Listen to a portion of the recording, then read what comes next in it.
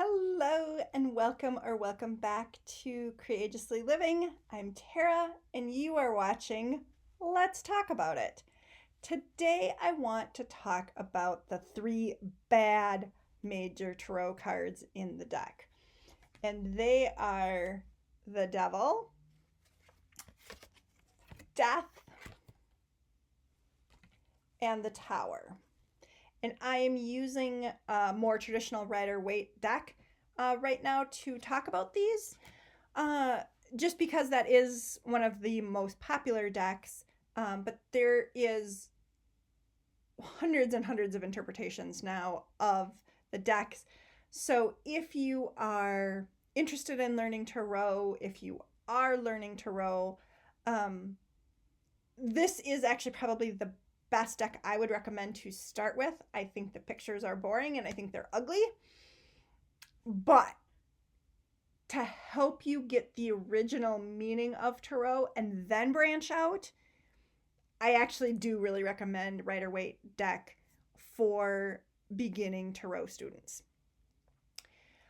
Now, Hollywood, pop culture has really kind of given these three cards a bad rap. Again, especially if you know nothing about tarot and you're like, oh my God, I got the death card. Someone's gonna die. I'm gonna die. No.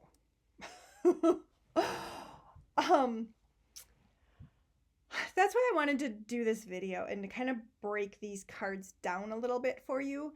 Now, there is a ton of readers on YouTube that I so adore, I so respect. They do amazing readings. They actually do a lot of political readings. So you're probably starting to see some of these cards keep coming up and up, and they're with the negative connotations of the cards, which for the situation we are currently in, yes, 100% agree with how they're interpreting the cards. For personal readings, I'm not always quite so doom and gloom with them. Now, again, it's different how I read versus how like my mom reads. She reads it much more doom and gloom than I do. And how I interpret it is for any of these three cards, there's big stuff that you have to pay attention to, that you really do, need to connect to. And how big of a deal is it? So for me, because when I started learning tarot and these cards would come up, I would be like, oh my gosh, the world is ending. This is awful. And so how I've learned to do it for personal readings is if I get any of these three cards, I ask on a scale of, 1 to 10, like how impactful is this going to be? So let's look at the death card for a second. So if I get a 1 for death versus a 10 for death, that 1 might be something as simple as a change in a really kind of boring process that I didn't really care about at work. A 10 might be, there might be, some job loss here. There might be some really big changes. We get bought out by another company. So kind of see how that range is there, because then that helps me understand what might be coming up. And so let's do another example with your personal life. So 1 might be, if for the death card, it might be, it's going to be a change. It's going to be an end of a cycle. So it might be that, you're getting a new toilet. But to a 10, it might mean that major relationships are changing, are ending.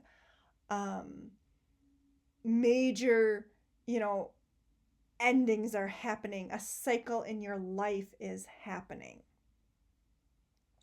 That's how I look at the death card for personal readings. And it may not be quite as extreme as that. So if you're setting up a scale, figure out, what your scale is. The death card especially very, very rarely truly predicts a physical death. It is talking about a cycle ending.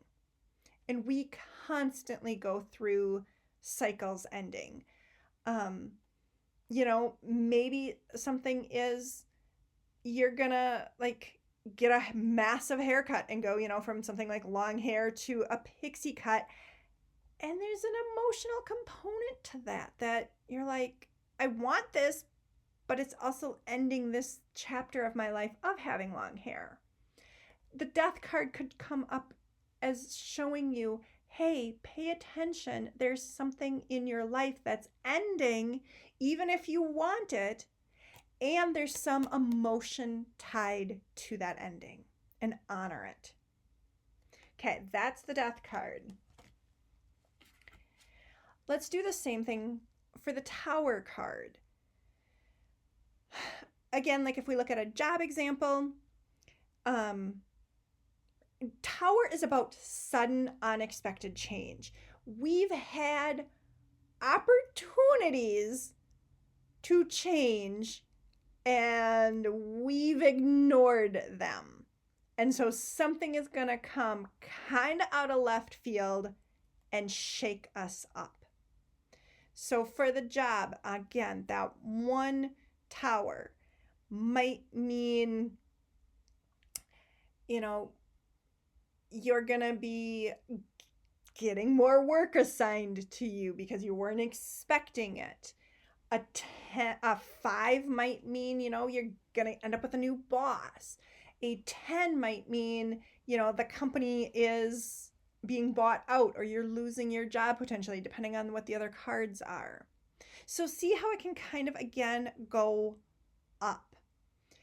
For a personal reading, the Tower for a 1 might mean that, somebody you don't want to see is just going to text you today and say, hey, can we get together? A Tower on the 10 might mean you're going through some really heavy emotional stuff that's going to be changing quickly. This card will come up a lot of times for me if there's somebody in the hospital. That's a sudden change. Not necessarily always a good thing, but it's sudden change. So there's that kind of range again for you there. The Devil card, just because YouTube is being weird with some readers, I'm gonna do it like that. But Devil energy can also be about your own belief system that you're stuck in.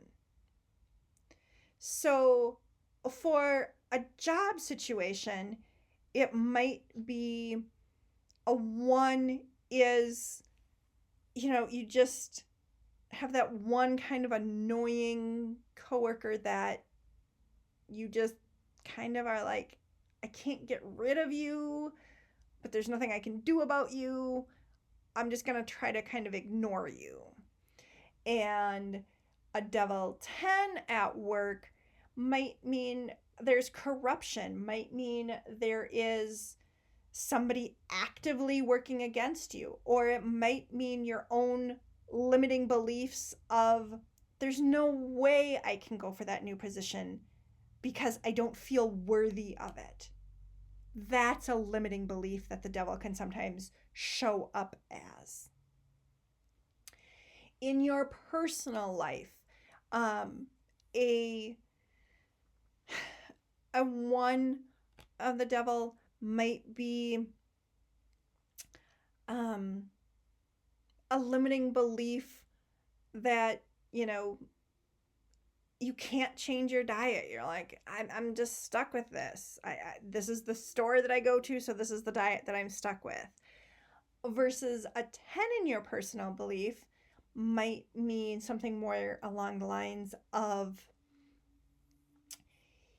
if you really, really wanted to have this new change, but you don't feel worthy of it. You're like, there's no way I can do that. I'm just not worthy of being an artist. I'm not that good enough to be an artist. That's the devil showing up with a limiting belief, saying, you don't feel worthy, so you can't paint. You can't draw, even for fun. So again, it's kind of that range. And you can say, what can I do to change the situation for any of these cards to soften it for me? Maybe it is for any of these cards thinking about a different solution than one you are thinking about right now. Let's go back to the extreme example of somebody's in the hospital, because there's not a lot you can control in that situation, especially when it's a loved one. So you might be able to, you can't control what the doctor does, what the doctor says, what tests are run, none of that.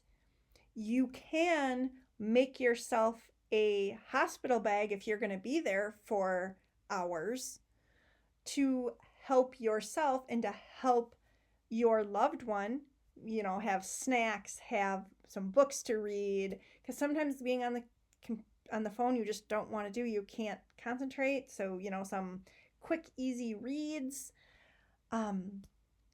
Snacks is definitely a good thing, as more and more hospitals are not having open hours for a long period of time for the cafeteria. So personal experience, please bring snacks if you are dealing with someone in the hospital, especially for any length of time, or if they have a long test that they have to do, angiograms for your heart, anything that can take several hours, you're going to want to bring some snacks for. I know I kind of went on a tangent there. You can tell I'm really passionate about that, but it can help you soften that tower moment then, because you've taken some action toward it.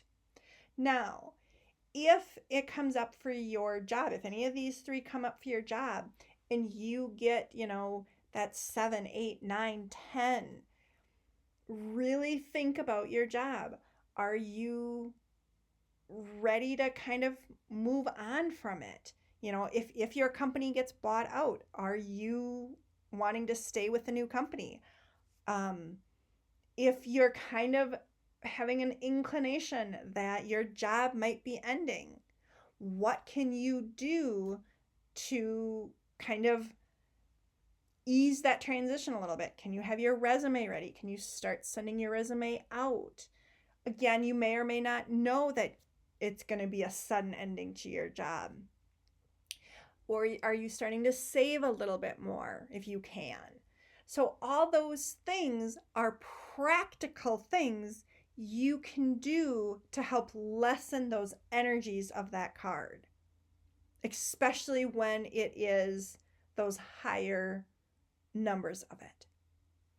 I hope this has helped, and I hope it's given you kind of a different way to look at the 3 bag cards of the tarot. And let me know in the comments what you really kind of are thinking now about these 3 cards. The same method could actually be applied to any of the cards in the tarot deck. I just typically personally use them for these 3. So I'd love to hear your comments about this. What resonated with you, what you're like, oh, heck no, I'm not doing that. That's way too complicated. Let me know that too. Because I am trying to really build a community here and give people different options and different viewpoints of different things. So love to hear your comments. We're going to end, as we always end, with a self-hug. Self-hug. And I will catch you on the next video. Bye for now.